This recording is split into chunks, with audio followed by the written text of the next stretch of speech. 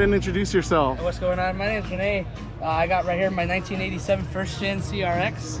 Oh, and I love the paint on this. It's super nice. Yeah, man. Give us a quick walk around and we'll ask you some questions. Yeah, it's 87 first gen, not too many around anymore. It's basically completely bone stock except for the wheels and tire package. They are rest, but they are based off the NQ. It is painted as an SI. It actually is a DX model. So it's actually a 1.5 carburetor. The interior is so clean. No cracks in it or anything. It's got 116K on the dash. I mean, this thing is for almost 30-something years old. That's awesome. Okay, so thank you for letting me interview you. Yeah. Let me ask you just 5 questions. Yeah. The first question being, did you ever play with Hot Wheels as a kid? And what were some of your favorite Hot Wheels? I mean, yeah, no, definitely grew up playing with Hot Wheels. It wasn't necessarily more of like, you know, the actual like replica cars. It was a lot of like the crazy, you know, like Skull or Batwing cars or whatever. Just the biggest, you know, just the most outlandish cars realistically.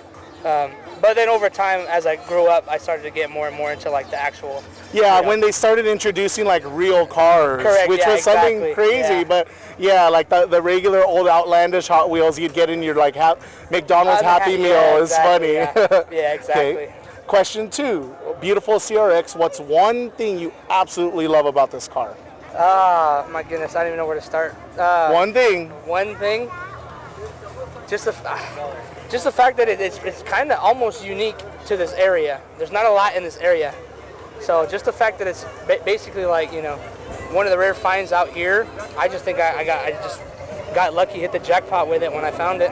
All right, that's a great story. Yeah, definitely. You don't see too many of these, especially in this kind of state. Yeah. Next, what is one thing you absolutely hate about this car?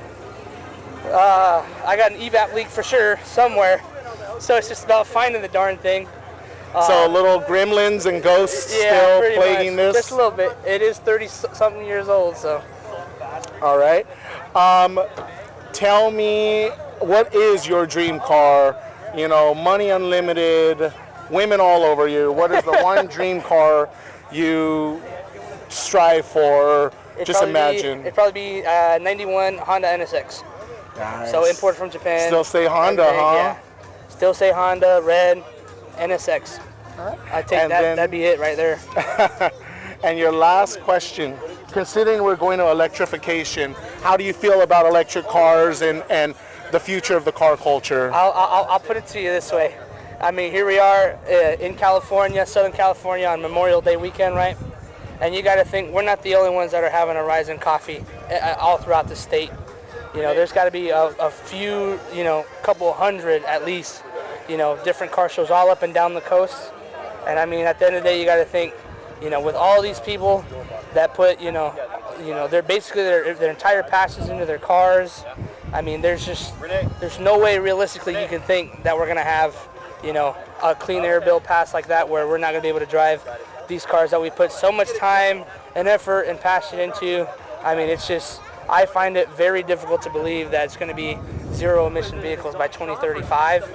At least most definitely not any time that I'd like to see happen. Yeah, you're talking about our California law, correct, right? Yeah, exactly. But I mean, as we transition to that, yeah. Do you feel that you may one day be driving an electric car? I mean, most likely. At the end of the day, there are different innovations and stuff that you have to think about that they've, you know, kind of, you know, propelled us forward in, and you know, in terms of like, you know, fuel efficiency and things like that, overall efficiency and stuff. So I mean, I do. But at the end of the day, you know, I'd still love to have the freedom to be able to take out my old 30-year-old carbureted car. So you got to take care of it. Yeah. Well, thank you so much for your time. That was perfect. Yeah.